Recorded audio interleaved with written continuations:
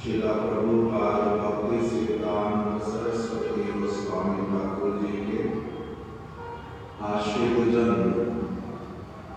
नित्य लीला प्रविष्ट श्री श्रीमद भक्ति विलास तीर्थ गोस्वामी महाराज जी का शुभ आविर्भाव दिवस।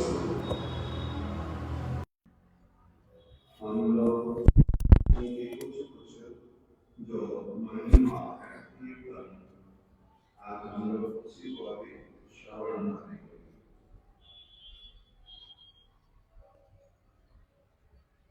उन्होंने स्वयं ही अपने विषय में सरस्वती जयश्री नामक ग्रंथ में कुछ बातें जो हैं उनकी हस्तलिखित छपी हुई हैं, उसी में से हम लोग श्रवण करेंगे। बहुत विशेष बातें लिखी हुई हैं, उसको हम लोग अभी श्रवण करेंगे।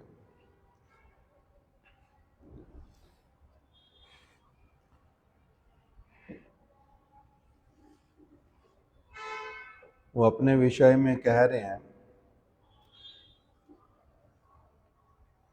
ये बातें वो अपने लिख रहे हैं लगभग 1910-1911 की,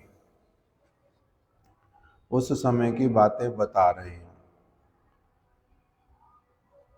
कि धर्म के विषय को जानने के लिए और अनुशीलन करने के लिए जब मेरी प्रबल इच्छा हुई, उस समय जिसको लोग साधु कहते थे, मैं ऐसे बहुत सारे साधुओं के निकट में गया।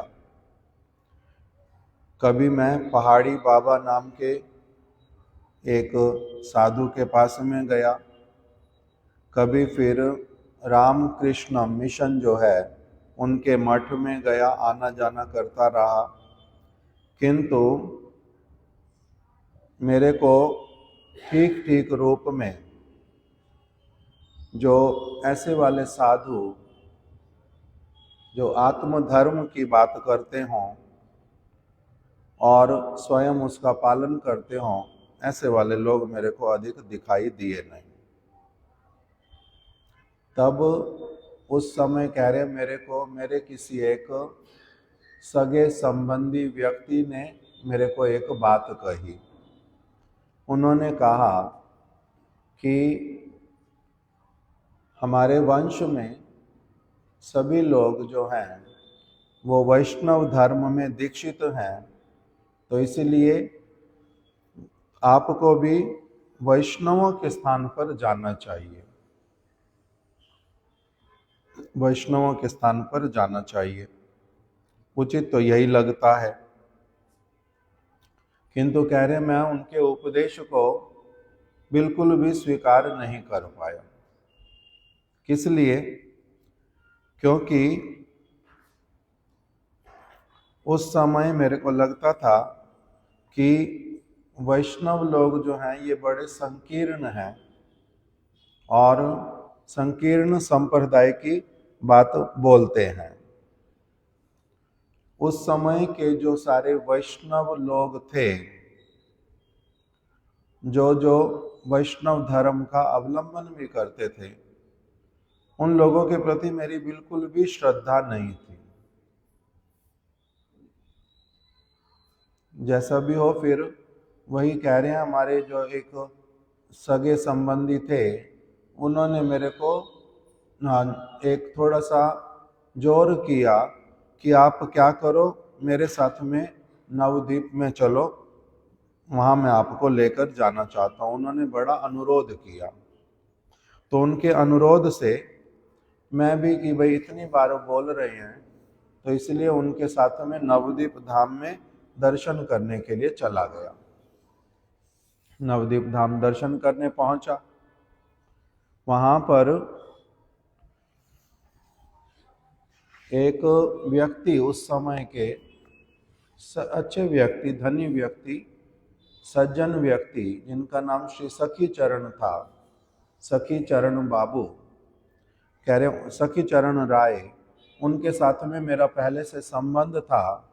इसीलिए नवद्वीप में हम लोग गए तो उनके ही जान पहचान के किसी एक परिचित गोस्वामी के घर में गए।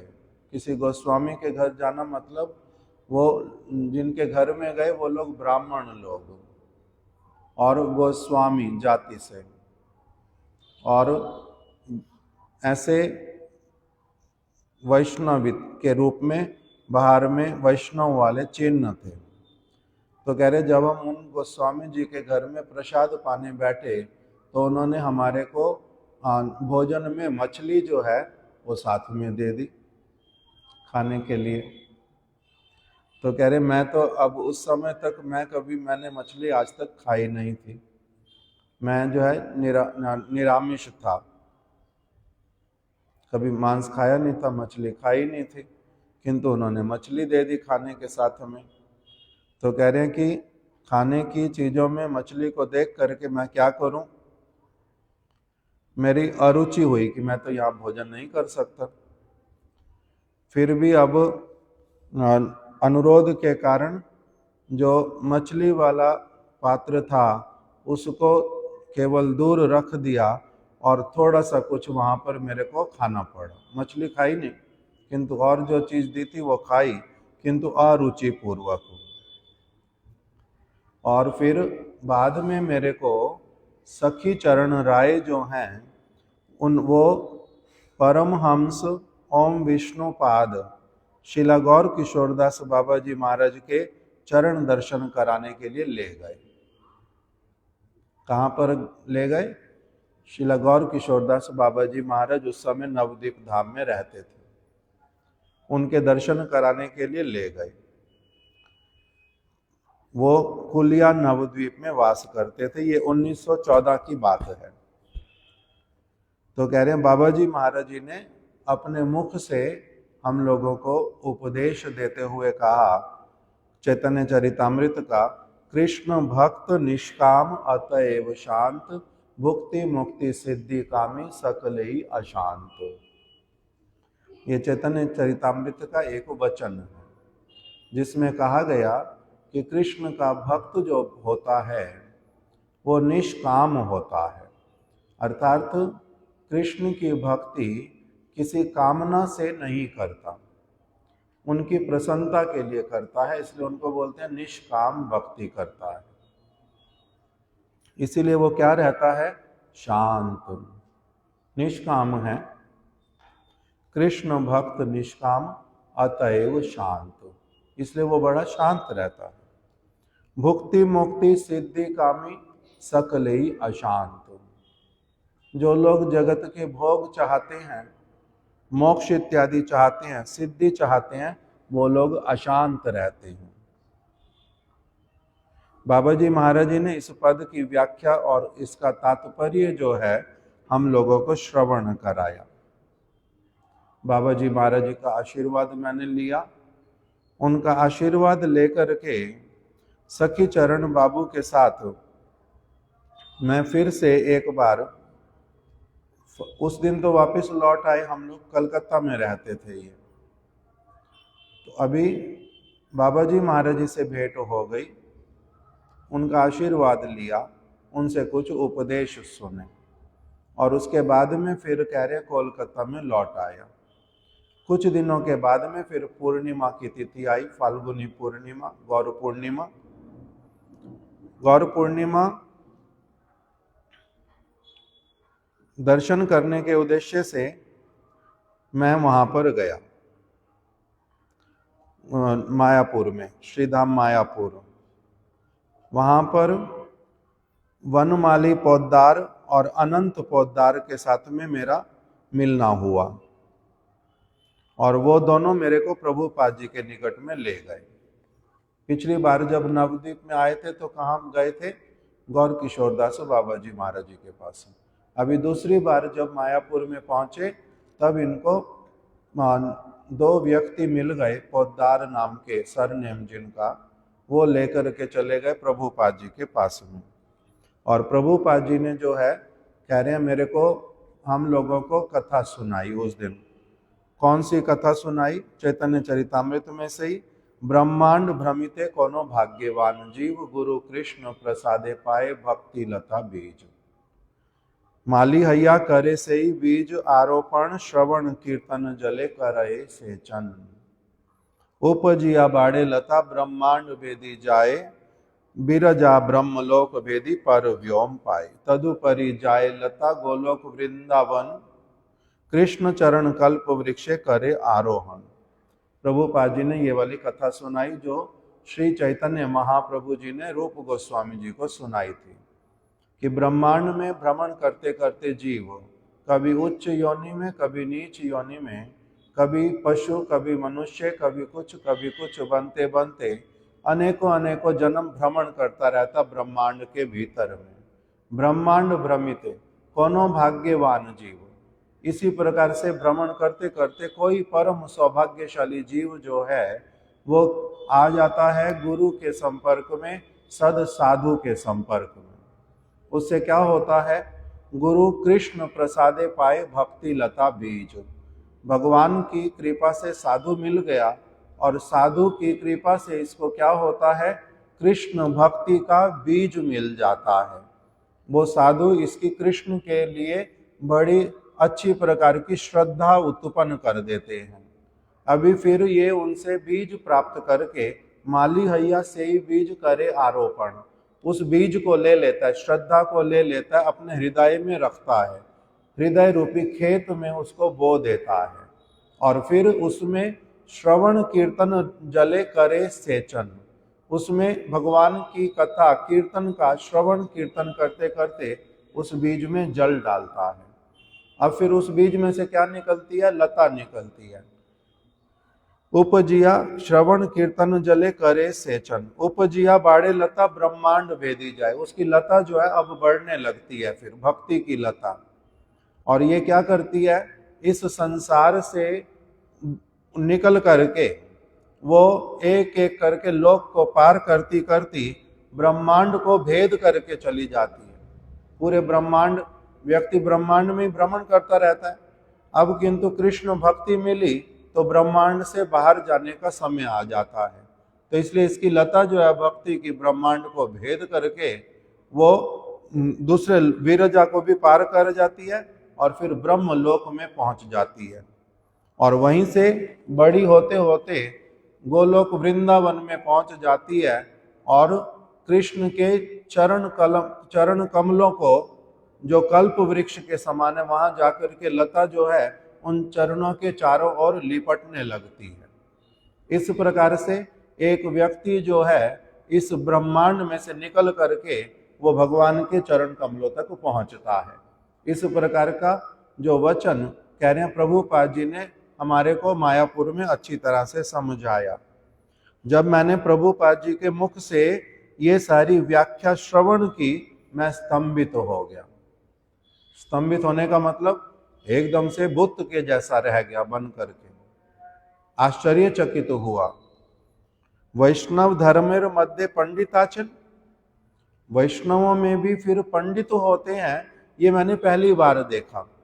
मेरे को पहले क्या लगता था, वैष्णव लोग कैसे वाले हैं, जिनको मैंने देखा हुआ था वो वैष्णव तो ऐसे वाले नहीं थे, इसलिए मेरी उनके प्रति श्रद्धा ही नहीं थी कुछ भी।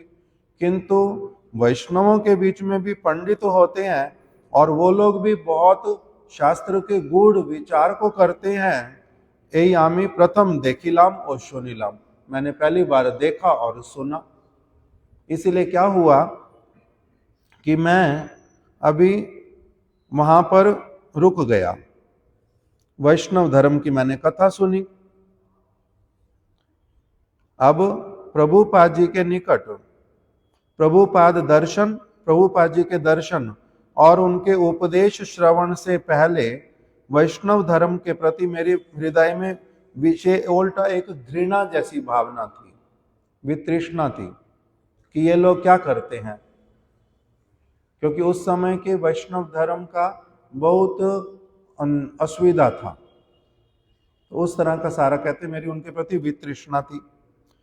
प्रभुपाद जी से मैंने जब वैष्णव धर्म की बातें सुनी वहां मायापुर में, तब मेरे को लगा कि नहीं, वैष्णव धर्म में भी अकपट निर्मल चरित्रवान शास्त्रों को जानने वाले व्यक्ति हैं, ये मेरे को पहली बार देखने के लिए मिला। अब फिर मैंने क्या किया, वैष्णवों को और अच्छी तरह से समझने के लिए मैंने जहां जहां पर अपने आसपास में वैष्णव मिलते उनके निकट में आना जाना प्रारंभ किया। किंतु मैंने क्या देखा कि वो लोग शास्त्र की बात अधिक नहीं करते, सिद्धांत के विषय में भी उदासीन है। किंतु ऐसे एक व्यक्ति थे जिनका नाम था अनंत पोद्दार, कह रहे हैं वो भक्ति विनोद ठाकुर जी के शिष्य थे। भक्ति विनोद ठाकुर जी के यहाँ पर आते जाते तो थे, किंतु वो केवल कुछ एक फॉर्मेलिटी ही अपने जीवन में अपना पाए थे, अनुष्ठानिक बाह्य आचार मात्र। कुछ बाहर की चीजें करते थे कि ये नहीं खाना, ये खाना है, और आज एकादशी है, फलाहार करना है, और कुछ नहीं लेना, और कभी कभी तिलक लगाना है। कुछ बाहर के आचरण तो करते थे, किंतु आंतरिक रूप में वैष्णव बनने पर जो वास्तविक परिवर्तन आता है उस प्रकार का उनके जीवन में कुछ था ही नहीं। शास्त्र का सिद्धांत क्या है और शास्त्र वास्तविक रूप में हैं कौन कौन से, उनके विषय में सुनना समझना, यही वास्तविक रूप में भक्त का कर्तव्य होता है। ये सारा कह रहे मैं उनमें देखता नहीं था। फिर उसके बाद में कह रहे 1915 साल में जिस दिन गौर किशोरदास बाबा जी महाराज जी ने अप्रकट लीला की, उससे एक दिन पहले अर्थात दशमी के दिन में मैं नवद्वीप धाम में पहुंच गया था।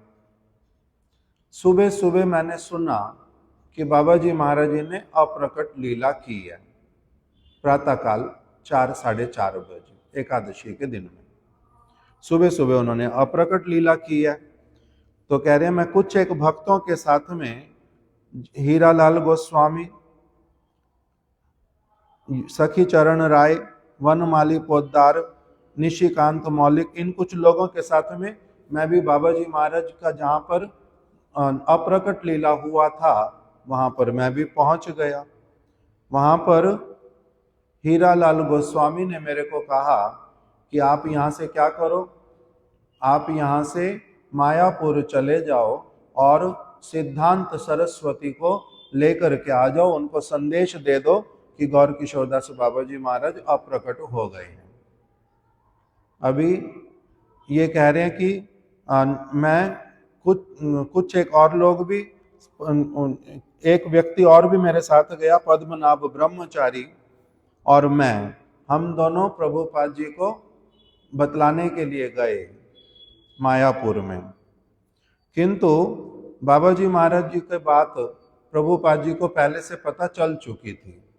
इसलिए जब हम मायापुर घाट पर उतर के उनके स्थान पर जाने लगे तो हमने देखा वो पहले ही हम वो घाट की तरफ आ रहे थे।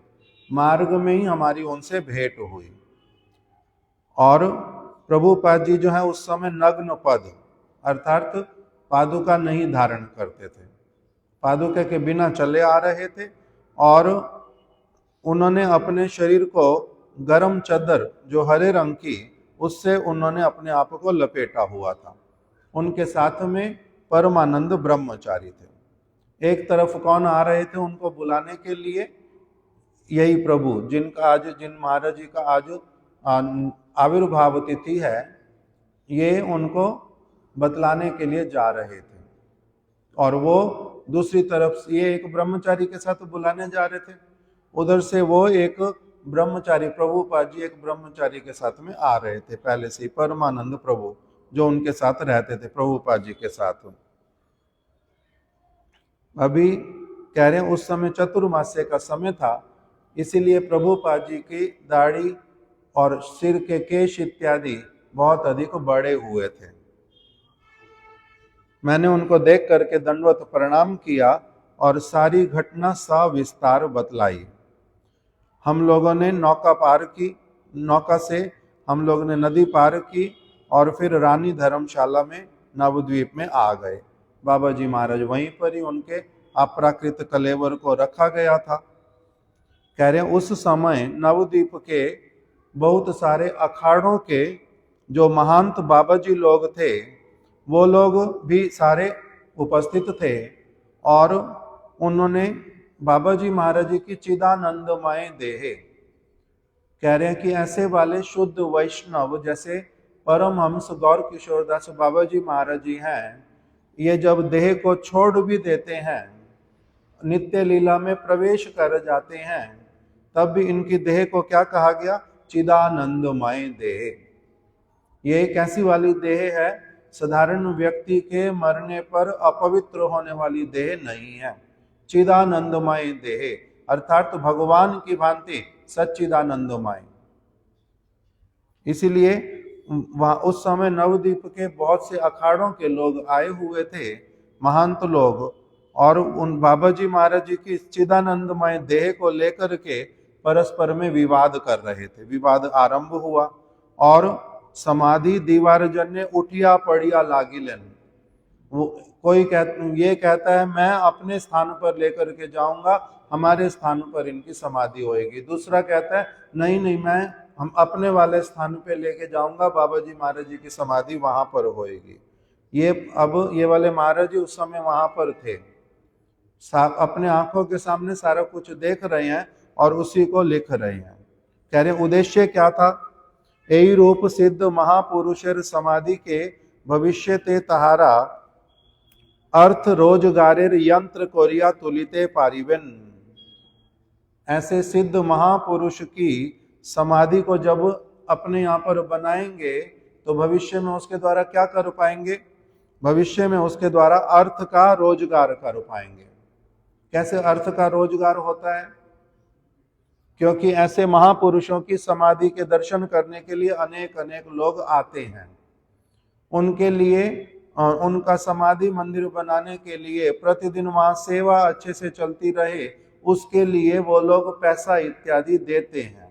इस प्रकार से अर्थ अगर ना भी देते हो तो उनका नाम लेकर के लोगों से मांगा जा सकता है। इसीलिए अर्थ रोजगार करने के लिए उनकी इच्छा थी। शिला प्रभुपाद जी ने तहां दिख के यही रूप अवैध चेष्टाएं बाधा दिलन। प्रभुपाद जी ने उनकी इस अवैध चेष्टा में बाधा पहुंचाई। अवैध चेष्टा क्या होता है? जैसे हम लोग सुनते हैं अवैध स्त्री संग। एक व्यक्ति उन्होंने विवाह किया वैदिक रीति से, अपनी पत्नी के साथ रहते हैं उचित, किंतु यदि विवाह नहीं किया और कोई किसी दूसरे की स्त्री है अथवा अविवाहित है, उनके साथ में अगर एक व्यक्ति रहता है तो उसको कहते हैं ये अवैध स्त्री संग करता है। वो निंदनीय है, पाप है, निषेध है। उसी प्रकार से अवैध गुरुकरण, अवैध गुरु बनना, अनेक अनेक चीजों के सामने अवैध लगता है।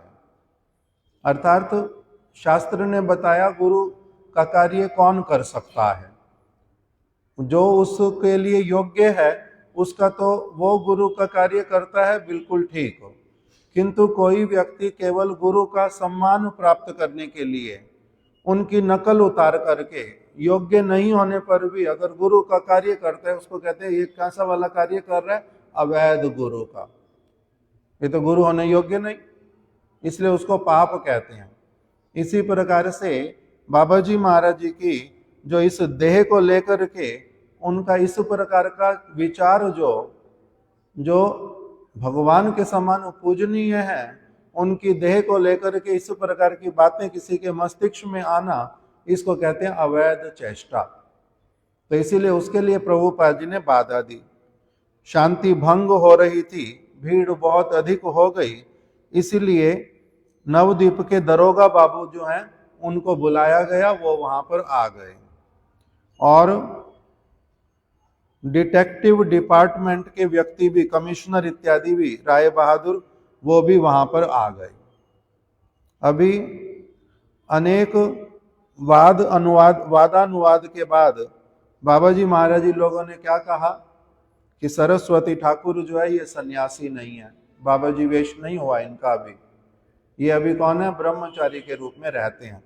इसीलिए इन त्यक्त गृही व्यक्ति के बाबा जी और गौर किशोरदास बाबा जी महाराज कैसे हैं, इन्होंने घर कब से त्याग दिया, इनका वेश बाबा जी वेश है, तो बाबा जी वेश जिनका हो गया इनको समाधि कौन देगा, जो बाबा जी वेश वाले लोग हैं वही समाधि देंगे।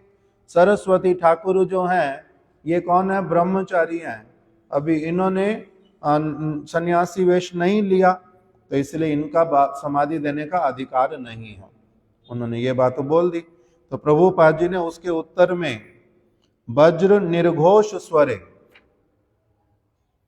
वज्र निर्घोष क्या होता है, जब कभी बिजली कड़कती है बहुत अधिक और कहीं पर वज्रपात होता है, वज्रपात होने से क्या होता है, जहां पर होता है वहां पर पत्थर भी चूर चूर हो जाता है, गाय अगर खड़ी हो मर जाती है, मनुष्य अगर खड़ा हो मर जाती है, बिजली गिरी उसके ऊपर, वो बिजली वज्रपात करती है। तो इसी प्रकार से कह रहे हैं कि उस दिन प्रभुपाद जी ने क्या किया, इन सब लोगों की बातें सुन करके वज्रपात करते हुए, वज्र निर्घोष शब्द करते हुए उन्होंने कहा, आमी परमहंस बाबा जी महाराजर एकमात्र शिष्य, मैं गौर किशोरदास बाबा जी महाराज जी का एकमात्र शिष्य हूँ। आमी संन्यास ग्रहण ना कोरिल्यो, मैंने ये तो बात आप लोगों की ठीक है कि मैंने अभी तक संन्यास ग्रहण नहीं किया, किंतु ना कोरिल्यो, नहीं करने पर भी मैं कौन हूं, आकुमार ब्रह्मचारी। आकुमार ब्रह्मचारी मतलब नैष्ठिक ब्रह्मचारी, मैंने कभी स्त्री का संग नहीं किया, किसी प्रकार की कुचिंता आज तक किसी स्त्री के विषय में नहीं की, मैं आकुमार ब्रह्मचारी हूं। और बाबा जी महाराज की कृपा से किसी भी मरकट व्यक्ति की भांति, मरकट व्यक्ति मतलब बंदर के जैसा व्यक्ति, बाहर में साधु जैसा अंदर में कपटी, मैंने मरकट व्यक्ति की भांति मैंने गोपन में, गुप्त रूप में मैं कभी भी कदाचार परायण नहीं हुआ, छिपा करके लोगों को पता चला नहीं मैंने कोई कदाचार किया, कह रहे मैंने ऐसा कोई कदाचार अपने जीवन में नहीं किया। गोपने कदाचार परायण और व्यभिचार विशिष्ट नहीं, मैंने कभी ऐसा कोई गलत कार्य किया नहीं। उपस्थित व्यक्ति गणेर मध्य, आप जितने सभी लोग यहाँ पर उपस्थित हो, मैं बाबा जी महाराज कौन है और कौन सन्यासी है, कौन ब्रह्मचारी है, इसकी बात नहीं करता हूँ, मैं बात करता हूँ उपस्थित व्यक्तियों में से जो कोई व्यक्ति वास्तविक रूप में निर्मल चरित्र वाला है, निर्मल चरित्र वाला है, वो क्या करे, बाबा जी महाराज जी को समाधि प्रदान करे। मेरे को इसमें कोई भी आपत्ति नहीं है, जिसका चरित्र कैसा है, निर्मल चरित्र है, पवित्र चरित्र है, वो बाबा जी महाराज जी को समाधि दे, मुझे कोई आपत्ति नहीं। गत 1 वत्सर काल, बीता हुआ 1 वर्ष, अथवा 6 महीने, अथवा 3 महीने, अथवा 1 मास, अथवा अंततः गत 3 दिन, बीते हुए 3 दिन, अगर किसी ने अवैध स्त्री संग नहीं किया, तब वो बाबा जी महाराज जी की चिदानंदमय देह को स्पर्श करें। अगर कोई दूसरा स्पर्श करेगा तो उसका सर्वनाश होगा। अपर स्पर्श कोरिले तार सर्वनाश होइबे, तो दूसरे का किसी का सर्वनाश होएगा। ये कथा सुन करके जब बाबा जी प्रभुपाद जी ने ऐसा बोला, तब उनकी बात सुन के यतीन्द्र बाबू ने बोला, एक व्यक्ति थे यतीन्द्र बाबू, उन्होंने कहा इहार प्रमाण की रूपे पाइए जाइबे, इसका प्रमाण कैसे मिलेगा कि 3 दिन तक इन्होंने अवैध स्त्री संग नहीं किया, आपको इसका प्रमाण कैसे मिलेगा? आप बोल रहे हो चलो 3 दिन तक भी कोई पवित्र रहा है, वो बाबा जी महाराज जी को समाधि दे दे, तो कोई भी आगे आ जाएगा, बोलेगा हाँ ठीक है मैं करता हूँ। तो आप ये प्रमाणित कैसे होएगा कि ये सच बोल रहे हैं ना झूठ बोल रहे हैं?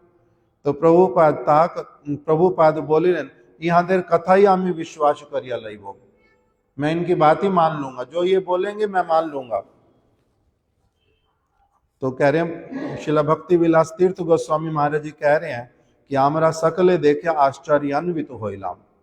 हम लोग उस समय ये देख करके बड़े आश्चर्यचकित हुए कि शिला प्रभुपाद जी की इस बात को सुनने के बाद में वहां पर उपस्थित जो बाबा जी वेशधारी थे, एक एक करके पीठ दिखा करके वहां से चले गए, और दरोगा भी जो है वो आश्चर्यचकित हो गया कि ये क्या है, कोई रुका नहीं।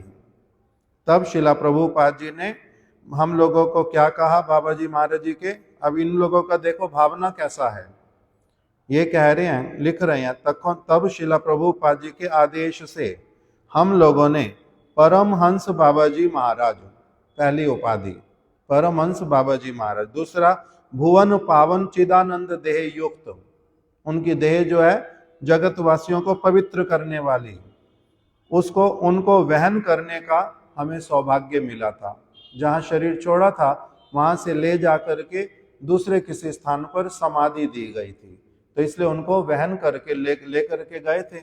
तो कह रहे हैं हम उनको वहन करके ले करके गए।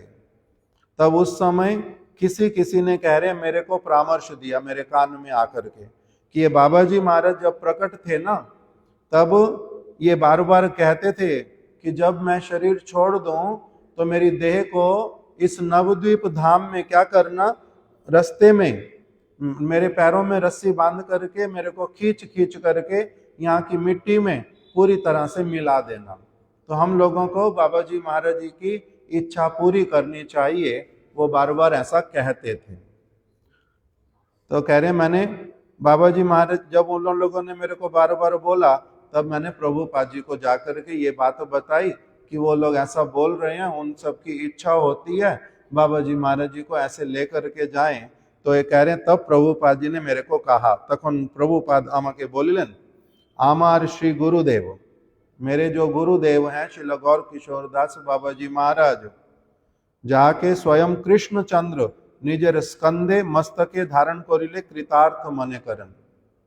कह रहे मेरे गुरुदेव श्री गौर किशोर दास बाबा जी महाराज कृष्ण के इतने प्रिय हैं कि श्री कृष्ण जो हैं वो उनको अपने कंधों पर उठा करके चलते हैं, वो इनको अपने मस्तक के ऊपर धारण करके आनंदित होकर के क्या कहते हैं, मैं कृतार्थ हुआ।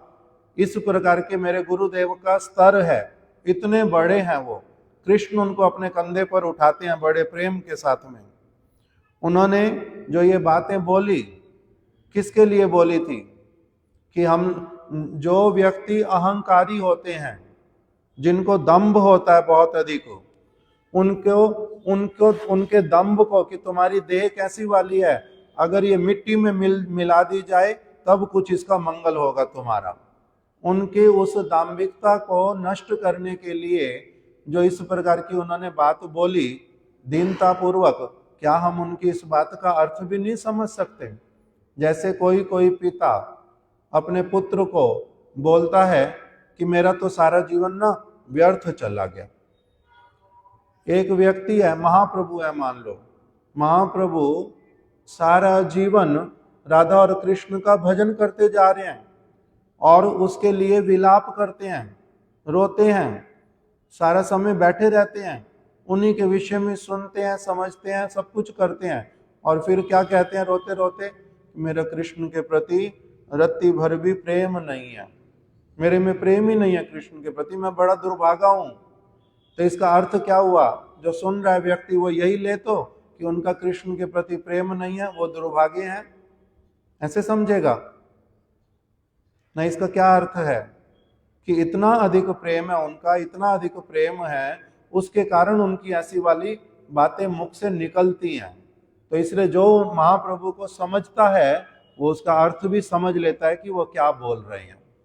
इसी प्रकार से बाबा जी महाराज जी की जो ये वचनावली वो अलग प्रकार की बात समझा रही है। अन्यथा बाबा जी महाराज, गौर किशोरदास बाबा जी महाराज इस प्रकार के चरित्र वाले हैं कि श्री कृष्ण चंद्र जो है उनको अपने कंधे पर उठाते हैं और उनको अपने मस्तक पर धारण करके कृतार्थ होते हैं। कृष्ण प्रसन्न होते हैं कि ओ, आज मेरा बड़ा सौभाग्य कि मैं ऐसे वैष्णव को अपने कंधे के ऊपर ले जाकर के एक जगह से दूसरी जगह पहुंचा रहा हूं। इसीलिए, और दूसरी तरफ से कह रहे हैं कि देखो, यद्यपि मैं बहुत बुद्धिमान नहीं हूं, प्रभुपाद कह रहे हैं मैं मूर्ख हूं, मूर्ख हूं मैं बहुत सारी चीजें जानता नहीं हूं, कितनी प्रकार के अपराध भी करता हूं, किंतु तब भी ये बात मेरे को भी समझ आती है कि बाबा जी महाराज जो ये कह रहे हैं किस प्रकार की अवस्था में बोल रहे हैं। इतना मेरे को समझ आता है, मैं इतना छोटा बच्चा नहीं हूं अभी कि उन्होंने क्या बोला और क्यों बोला। श्री गौर सुंदर ने क्या किया था? हरिदास ठाकुर जब अप्रकट हुए, हरिदास ठाकुर उनके भक्त हैं, गौरांग महाप्रभु कौन है? भगवान है। गौरांग महाप्रभु ने क्या किया था हरिदास ठाकुर के अप्रकट होने पर? उन्होंने हरिदास ठाकुर की चिदानंद देह को अपनी गोदी में उठाया था और गोदी में उठा करके नृत्य किया था और कितना ही गौरव के साथ में उनको विभूषित किया था। गौरव के साथ में विभूषित करना मतलब जिस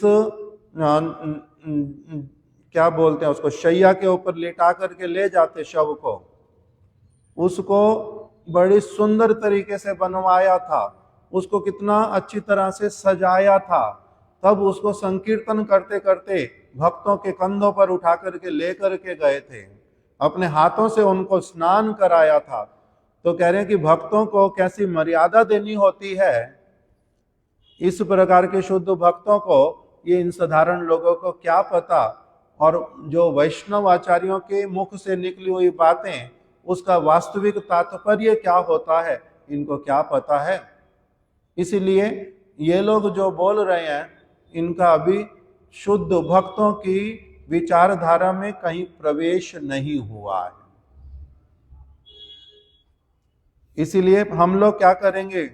हम लोग श्री चैतन्य महाप्रभु का पदानुसरण करेंगे और बाबा जी महाराज जी को की चिदानंद देह को अपने मस्तक पर वहन करेंगे और अत्यधिक गौरव के साथ में विभूषित करेंगे। इस प्रकार से कह रहे हैं उन्होंने बोला।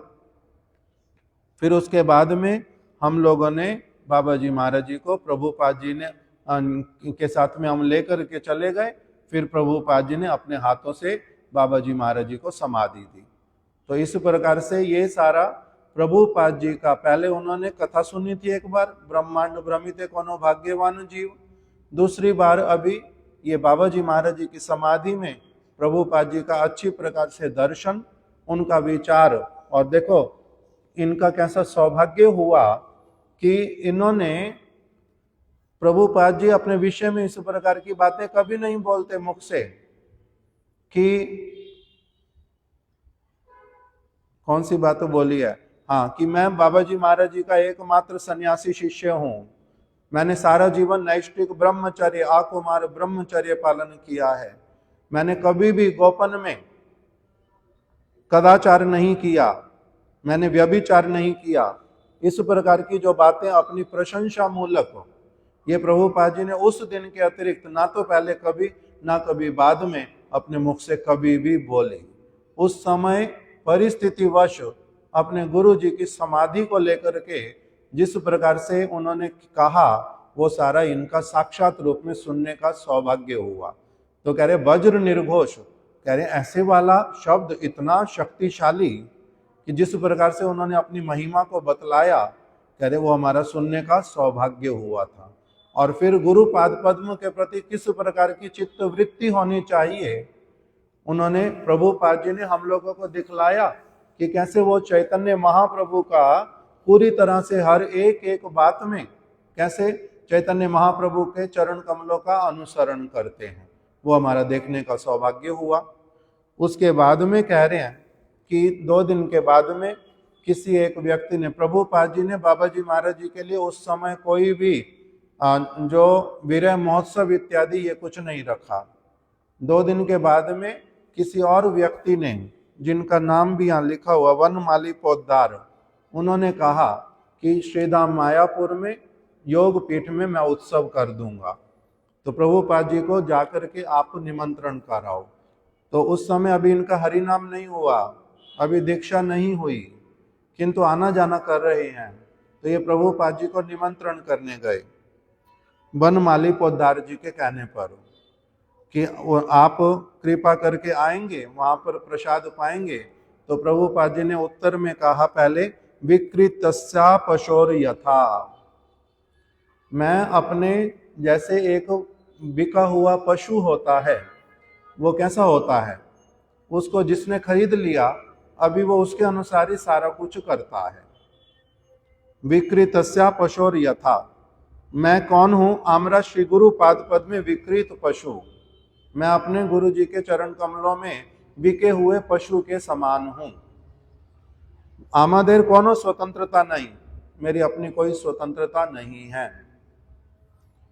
कहाँ प्रसाद पाऊंगा ये मुझे पता नहीं, कृष्ण जहां पर भी अपने उच्छिष्ट की व्यवस्था करेंगे, उच्छिष्ट भोजी मैं उसी स्थान पर ही उनका प्रसाद पाऊंगा। कह रहे ये मेरे को प्रभुपाद जी से सुनने के लिए मिला कि वो कैसे वाले हैं, विकृतस्या पशुर यथा, पशुर यथा, बिके हुए पशु के समान है। और दूसरा उन्होंने बता दिया कि मैं स्वतंत्र नहीं हूं, ये वाली बात भी सुनने का हुआ। कह रहे उसके बाद में प्रभुपाद जी ने मेरे को 2 घंटे कथा सुनाई। उस दिन मैंने उनको कुछ उपदेश देने के लिए कहा नहीं था, उस दिन उन्होंने वो सारी कथा जो है अयाचित भाव से, मेरे बिना कुछ कहे बिना कुछ पूछे, अयाचित भाव से उन्होंने मेरे को जो कथा सुनाई, उससे मैं कृतार्थ हुआ, मुग्ध हुआ। उसके बाद में कह रहे हैं मैंने क्या किया, प्रभुपाद जी के साथ जो परमानंद ब्रह्मचारी रहते थे उनके साथ में मैंने बातचीत की। उन्होंने मेरे को वहीं पर ही नई नई प्रेस बनाई थी उस समय, छापा खाना, वो मेरे को दिखलाया और दोपहर को मैं लौट के आ गया। अभी फिर जिस दिन उत्सव था, कह रहे हैं बाकी सारे लोग जो हैं, बाकी सारे लोग उत्सव के लिए वो मायापुर में जाएंगे, किंतु कोई कह रहा है अभी थोड़ी देर बाद और जाते हैं, उस समय आरती तो उस समय होएगी तब जाएंगे, प्रसाद होएगा तब जाएंगे। तो कहते हैं मैं सबसे पहले ही चला गया, आमी सकलेर आ गई, मैं सबसे पहले वहां ब्रजपत्तन में जाके उपस्थित हो गया। मेरे को प्रभुपाद जी से फिर से कथा श्रवण करने का सौभाग्य प्राप्त हुआ। और मैंने उस दिन कथा सुनने के बाद परमानंद प्रभु को कहा कि प्रभु जी, अगर मैं इस मायापुर में आपके निकट में आकर के 2 मास 1 मास अगर आके रहना चाहूं, तो क्या आप मेरे को रहने की व्यवस्था कर दोगे? तो कह रहे हैं उन्होंने मेरे को कहा कि जब आप आओगे, जब भी आओगे, व्यवस्था मैं कर दूंगा, कोई चिंता की बात नहीं। तो कह रहे मैंने क्या किया, उसी दिन ही मैं चला गया कलकत्ता उत्सव के बाद में एकदम से, और अगले दिन सुबह सुबह जाकर के मैंने क्या किया, मैंने 2 मास की छुट्टी के लिए दरखास्त दे दी। दरखास्त देना मतलब मेरे को लगता है एप्लीकेशन देना। मैंने एप्लीकेशन दे दी कि मेरे को 2 महीने की छुट्टी चाहिए, और 2 महीने की छुट्टी लेकर के मैं प्रभुपाद जी के पास में आ गया। और उस समय भक्ति विनोद ठाकुर जी के एक शिष्य, जब उनको पता चला कि मैं 2 महीने के लिए मायापुर सरस्वती ठाकुर के पास रहने जा रहा हूँ, तो उन्होंने हीरालाल गोस्वामी, वो मेरे घर पर आ गए जहाँ मैं रहता था, और वहाँ मेरे को आकर के कहने लगे कि आप ना मायापुर मत जाओ, मायापुर मत जाओ, प्रभुपाद जी के निकट में मत जाओ। कह रहे हैं बाहर से वो प्रभुपाद जी की बहुत प्रशंसा कर रहे थे, किंतु अंदर से मेरे को लगा कुछ और है। उन्होंने कहा सरस्वती ठाकुर जो है ना उत्तम अधिकारी हैं, उनकी बातें तुम कुछ भी समझ नहीं पाओगे, इसलिए तुम्हारा ना जाओ ही भालो, तुम्हारा नहीं जाना ही अच्छा है। किंतु तार यही कथाएं आमार आदो श्रद्धा हईलो ना। कह रहे उनकी इस बात में मैं श्रद्धा स्थापित नहीं कर पाया। क्यों? क्योंकि मैं उनकी कथा सुन करके आया, जितनी बार उनकी कथा सुनता हूं उतनी बार मेरे को भली प्रकार से समझ आती है और अधिक सुनने की इच्छा करती है। इसलिए तो जा रहा हूं 2 महीने के लिए, मगर ये मेरे को जो बोल रहे हैं वो मेरे को बात समझ आई नहीं। किंतु जैसा भी हो, मैंने उनकी बात का आदर किया नहीं। मैं वहां पर मायापुर में जाकर के रहने लगा, और परमानंद प्रभु ने मेरा वहीं ब्रज पत्तन में ही रहने का व्यवस्था कर दिया। अब प्रभुपाद जी की मैं नित्य प्रति कथा सुनता, कथा सुनते सुनते कुछ दिनों में मेरे मन में क्या आ गया, हीरालाल गोस्वामी जो हैं, जिनके प्रति मेरी कुछ श्रद्धा थी, अब प्रभुपाद जी की बातें सुनते सुनते हरि भक्तेर श्रेणी होते बाद पड़िया गया छे।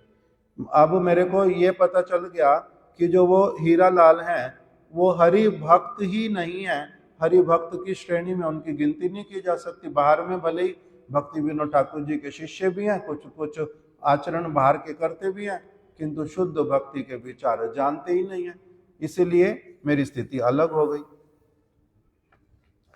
शिला प्रभुपाद जी से अनवरत हरि कथा श्रवण करने के लिए मिलती।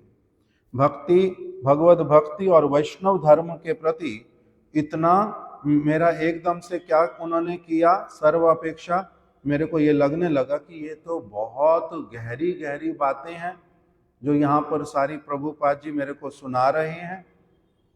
और दूसरी तरफ क्या लगने लगा, मैं आज तक कितनी तरह के लोगों को भक्त समझता था, किसको धार्मिक मानता था, वो अब सारे क्या हो गए, एक एक करके छटाई हो गई पूरी।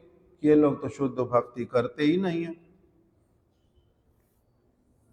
इस प्रकार की स्थिति हो गई। तो कह रहे हैं किंतु बीच बीच में मेरे को मन में ये आता कि ये जो सारी बातें बोल रहे हैं, इसके द्वारा बहुत सारे लोग जो हैं वो शुद्ध भक्ति की श्रेणी में आते नहीं हैं। तो इसलिए मेरे को चिंता होने लगी कि कहीं मेरे को कोई गलत गाइड तो नहीं कर रहा है, मेरे को क्या करना चाहिए। तो कह रहे हैं ऐसे विचार करके मैंने श्रीमन महाप्रभु से प्रार्थना की। प्रभु, कह रहे मैं बार बार चैतन्य महाप्रभु से प्रार्थना करने लगा। क्या प्रार्थना? कि हे प्रभु, मेरे निकट वास्तविक सत्य प्रकाश कीजिए, मैं किसी की प्ररोचना में ना आ जाऊं, मैं सत्य वचन से भ्रष्ट ना हो जाऊं। इस प्रकार की मैं प्रार्थनाएं करने लगा। और ऐसा करते करते 1.5 मास बीत गया। 1.5 मास बीतने पर प्रभुपाद जी के चरण कमलों के प्रति मेरा अगाध निष्ठा हुआ। तब प्रभुपाद जी से मेरे को दीक्षा इत्यादि प्राप्त हुई। और फिर प्रभुपाद जी मेरी उस भक्ति लता को वो अपनी हरि कथा मंदाकिनी के द्वारा सिंचन भी करने लगे। इस प्रकार से इनका प्रभुपाद जी के प्रति हुआ। और बहुत सारी बातें बतलाई। उसके बाद में बतलाया कि जब मैं उनकी कथा सुनता तो मैंने प्रभुपाद जी को, कह रहे हैं, एक दिन प्रार्थना की कि प्रभुपाद, आप, प्रभुपाद जी कभी कभी कलकत्ता में आते थे भक्ति भवन में, भक्ति विनोद ठाकुर जी का स्थान था। तो कहते वहां पर मैं कथा सुनने के लिए जाता था।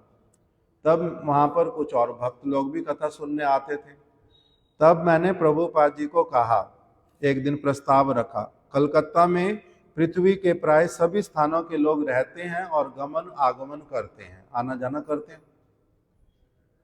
अगर आप इस महानगरी में अवस्थान करो, कोई व्यवस्था कर दें हम, तो आपकी जो सारी सत्य कथाएं हैं, इसका विशेष रूप से प्रचार संभव होगा। तो कह रहे प्रभुपाद जी ने अनुमोदन किया, अगर आप कर सकते व्यवस्था करो, और मैं आपके साथ में रहूंगा और यहीं से हरि कथा का प्रचार करूंगा।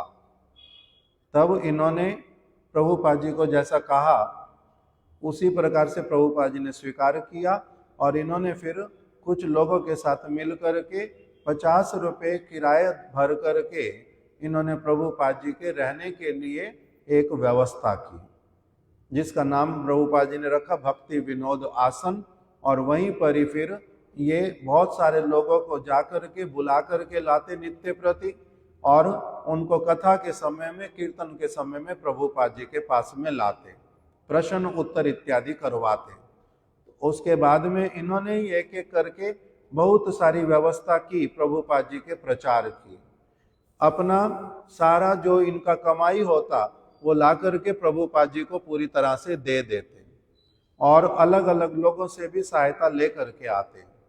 इसीलिए इनको प्रभुपाद जी ने नाम दिया कि ये गौड़िया मठ के शिल्पी। गौड़िया मठ का किस प्रकार से निर्माण होगा, उस प्रकार से जो कुंज बिहारी, इनको प्रभुपाद जी ने दीक्षा का नाम दिया था श्री कुंज बिहारी दास। तो ये कुंज बिहारी, प्रभुपाद जी इनको बोलते थे कुंज बाबू, और इनके गुरु भाई सारे इनको बुलाते थे कुंज दा। कुंज दा का मतलब होता है कुंज दादा, बड़ा भाई, और प्रभुपाद जी बोलते थे कुंज बाबू। तो ये कुंज बाबू जो है, इन्होंने ही प्रभुपाद जी को सबसे पहले प्रार्थना की कि आप कोलकाता में आओ और प्रचार करो। अन्यथा प्रभुपाद जी अपने आप से रहते थे, 2-4 लोगों के साथ में कुछ ग्रंथ इत्यादि का कार्य करते थे, अन्यथा अपना भजन करने में, ग्रंथ पाठ करने में अपने समय को अधिकांशतः व्यतीत करते थे। तो इसीलिए इनके प्रति प्रभुपाद जी का विशेष स्नेह था। प्रभुपाद जी ने इनके लिए लिख करके रखा कि ये कलकत्ता राजधानी जो है, इसमें शुद्ध भक्ति धारा नहीं थी, किंतु इनके मंगल के लिए गांधारविका गिरिधारी की सेवा के उद्देश्य से इन्होंने क्या किया था, यहाँ के लोगों के ऊपर कृपा करके इन्होंने उनको सुयोग प्रदान किया।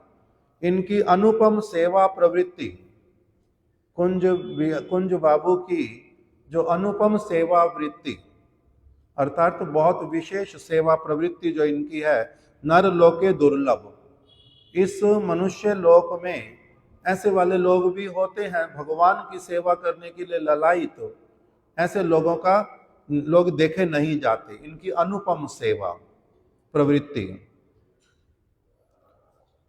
ताहारी कुंजे विहारेर जन्य, ताहारी कुंजे विहारेर जन्य श्री गौड़िया मठ सेवक संप्रदाय। कह रहे इनके कुंज में विहार करने के लिए ही महाप्रभु राधा कृष्ण अपने अनेक अनेक भक्तों के साथ में इनके कुंज में इनके कहने पर निवास करने के लिए उपस्थित हो गए। इस प्रकार से प्रभुपाद जी ने अपने भाषण में इनके लिए बोला, और प्रभुपाद जी इनके प्रति अत्यधिक विश्वास रखते थे। इसलिए बहुत सारी इनकी बातें जो है यहाँ पर लिखी हुई, किंतु अभी समय नहीं होने के कारण ये कह रहे हैं कि मैंने किस किस प्रकार की प्रभुपाद जी के साथ रह करके शिक्षा प्राप्त की। एक एक करके अपने अनुभव को इन्होंने बतलाया।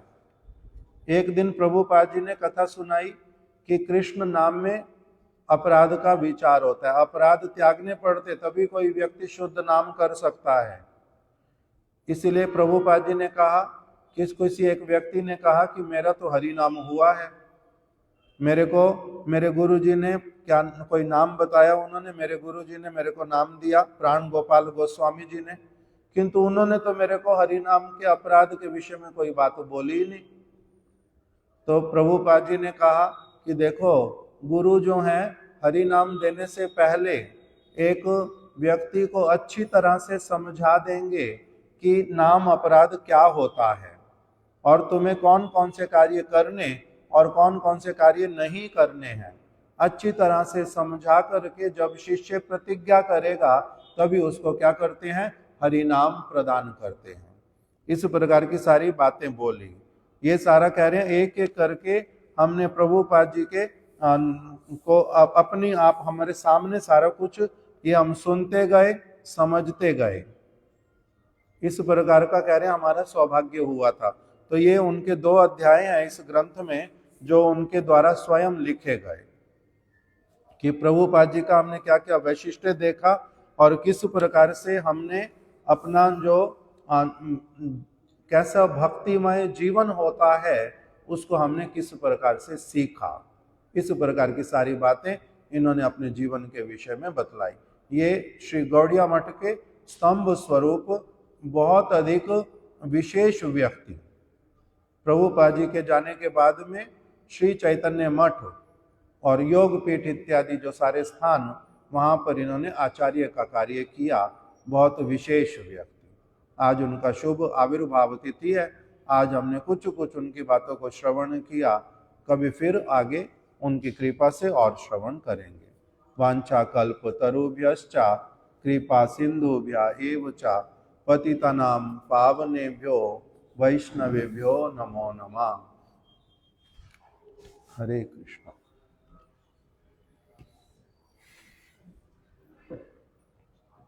इसको हटा दो।